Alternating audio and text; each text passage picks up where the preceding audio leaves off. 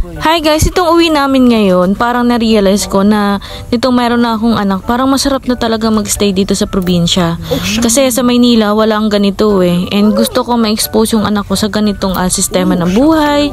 Hindi katulad sa Maynila na crowded, limited lang yung pwede niyang puntahan. Dito kasi ang dami niyang pwedeng ma-explore guys. Itong isa. Oy, wag mo na yan. Hindi pa yan hinog. Malambot na May ay? Ito, oh. Ay, oo, hinog na rin Malambot pala na, yan. Oh, go. Pero yun hindi. Oh, shucks! Uy, apat. Oh, shucks. Oh, shucks. Diba? This is free na. Oh, shucks. How much din yan sa Manila, Kaya no? nga, dito na talaga ito kami. Aisha! Come here. Baby. Mainit na, ha? Hi guys! Ayan, dito sa probinsya, libre na po ang ating papaya. Kung ikukumpara nyo po sa Maynila, magkano kaya ito?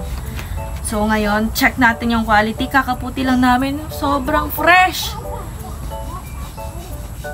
Plano sana namin itong dalhin sa sa Pasig pag-uwi bukas. Pero since sobrang hinog na siya, hindi na namin madadala. Uubusin na namin to. Anak, oh! There is a papaya here. Oh. Check natin! Oh. Uy. Ano to? Meron siyang, I don't know kung anong tawag dito. Guys, paki-comment nga kung anong tawag dito kapag kayong galing sa loob ng papaya. Hindi ko alam kung anong tawag dito eh.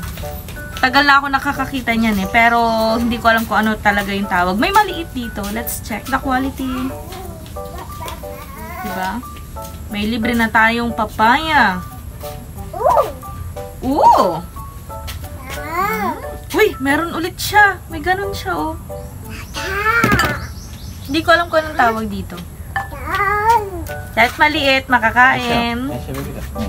Yun lang.